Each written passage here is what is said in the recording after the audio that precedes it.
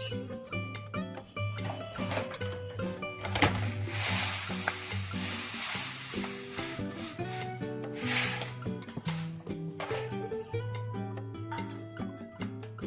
મિત્રો, રોની બ્લોગમાં તમારું સ્વાગત છે। આજે આપણી રેસીપીમાં આપણે બનાવીશું એકદમ ક્રિસ્પી એવા ઢોસા થાય એ રીતનું બેટર બનાવીશું।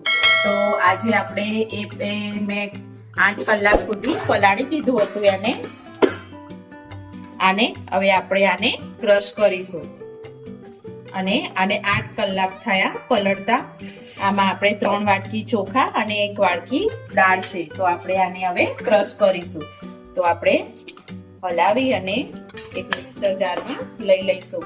એકદમ આના ક્રિસ્પી એવા ઢોસા બને છે અને ઘરે જ 20 થી 30 રૂપિયામાં આપણું 2 થી 3 કિલો જેટલું બેટર તૈયાર થઈ જાય છે। બહારનું લાવવાની પણ ઝંઝટ નહીં અને એકદમ ઘરનું ચોખ્ખું મળે છે।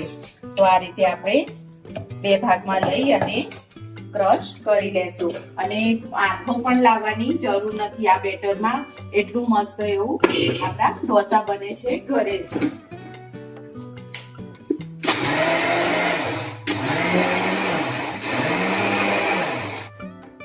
તો આ રીતે એકદમ સ્મૂથ આપણું બેટર તૈયાર કરી લેવાનું છે। હવે એવી જ રીતે આપણે બીજો જગ પણ તૈયાર કરી દેશું। તો બીજું પણ આપણો જગ દળાઈને તૈયાર થઈ ગયો છે એકદમ મસ્ત એવો।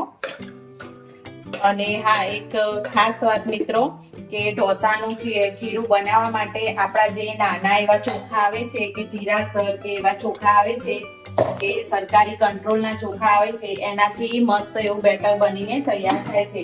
હંમેશા ઇડલી અને ઢોસા માટે એ જ ચોખાનો યુઝ કરવાનો, એકદમ બને છે અને ટેસ્ટ પણ એનો એવો મસ્ત આવે છે।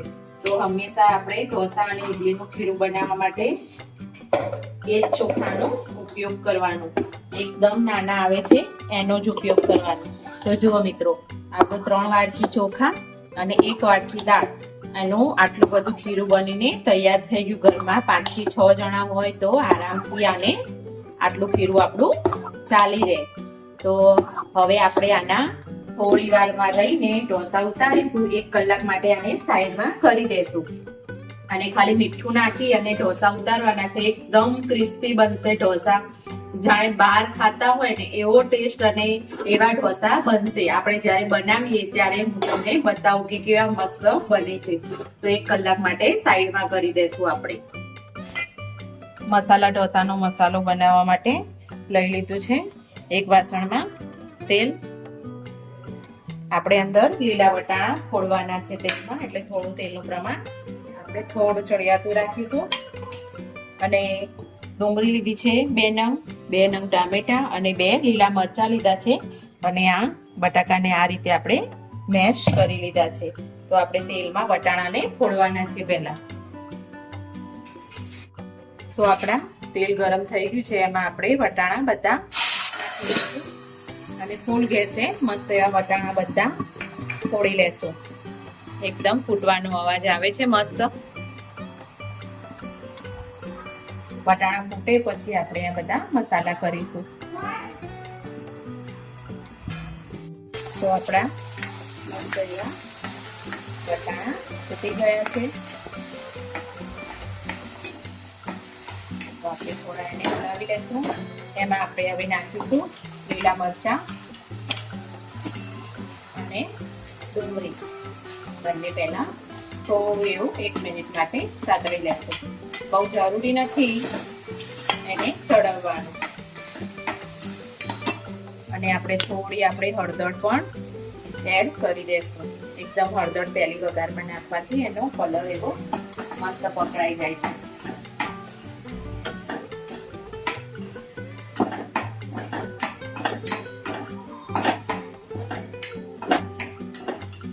તો હવે આપણે ટામેટા આપણા એડ કરી દઈશું।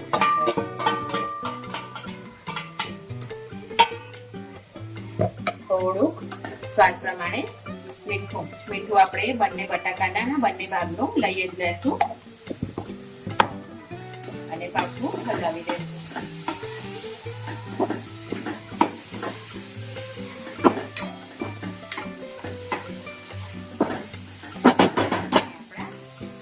પણ અંદર એડ કરી દઈશું.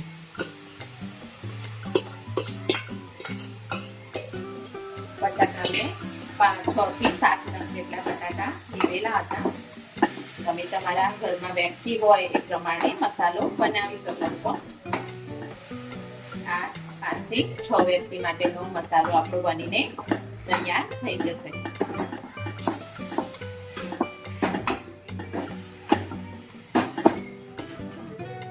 મસાલામાં તમે હવે લાલ મરચું તમારે ઈચ્છા મુજબ નાખી શકો છો, નાખવું હોય તો, પણ અમે નથી નાખતા. બસ આ જ રીતે બનાવવાનું રહેશે.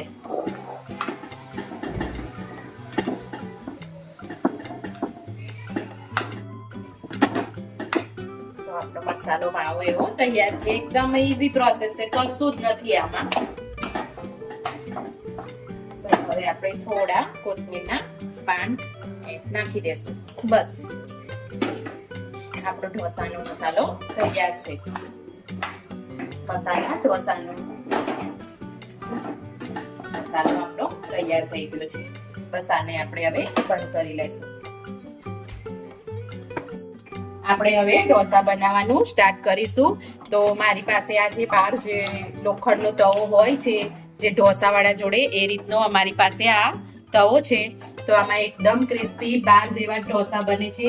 તમારી જોડે નોનસ્ટિક હોય તો નોનસ્ટિક જે હોય ઘરમાં, પણ એકદમ આ રીતે બનાવશો તો એકદમ ક્રિસ્પી ઢોસા બનશે. તો આપણે ચલો સ્ટાર્ટ કરીએ. તો આપણો ઢોસાનો તવો તૈયાર થઈ ગયો છે, ગરમ થઈ ગયો છે એકદમ. અને આપણે આ ભીનું કપડું કરીને લઈ લીધું છે. તો ઢોસા ગમે ત્યારે પણ તમે ઉતારશો તો એકદમ ક્લીન આવે છે. ભીના કપડાથી સાફ કરી લેવું અને પછી બેટરને નાખવું. તમારે કોઈ પણ તવો હોય એકદમ સાફ કરીને પછી બેટર નાખવાનું રહેશે. આ રીતે ધીમે અને એકદમ હાથથી વજન નથી આપવાનું અને ધીમે ધીમે સ્પ્રેડ કરવાનું છે. અને એકદમ મસ્ત એવું તૈયાર થઈ જશે અને એકદમ જાળી પણ પડી જશે. અને આ વસ્તુ તમારે ફૂલ ગેસે કરવાની છે અને પછી ગેસની ફ્લેમ ધીમી કરી દેવાની, એટલે મસ્ત એવો ચડી જશે. મારા તવાની થિકનેસ થોડી વધારે છે એટલે હું ગેસ ધીમો નથી કરતી, પણ તમારે પતલી હોય, નોનસ્ટિક તવો હોય તો તમારે ધીમી કરી દેવી આ વસ્તુ કર્યા પછી. અને આપણો ઢોસો એકદમ મસ્ત તૈયાર થઈ જશે. તો જો મિત્રો આપણો એકદમ ક્રિસ્પી ઢોસો, સાઈડની કોર પણ ઊંચી થઈ ગઈ છે, એટલે આપણો ઢોસો એકદમ પરફેક્ટ બન્યું છે. તમે પણ આવી રીતે તમારા ઘરે ચોક્કસથી બનાવજો અને ઘરનું તીખું હશે ને એટલો ઢોસો મસ્ત એવો તૈયાર થઈ જશે. એકદમ આપણો ઢોસો ઉતરી ગયો છે. એકદમ આપણો ક્રિસ્પી ઢોસો તૈયાર છે. એકદમ મસાલા ઢોસા બનીને તૈયાર છે. કલર પણ એટલો મસ્ત આવ્યો છે અને મસ્ત એવો આપણો બની ગયો છે. તો આપણે આને સર્વ કરી લઈશું.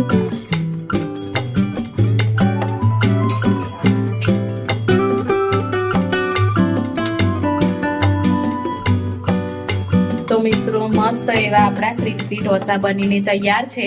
સંભાર, ચટણી, નાળિયેરની અને ઢોસાનું બધી જ રેસીપી, ફૂલ રેસીપી સાથે અમે વિડીયો આ પણ મૂકીશું અને 1 by 1 બધી રેસીપીનો પણ વિડીયો મૂકીશું. તો થેન્ક યુ અને સપોર્ટ કરતા રહેજો.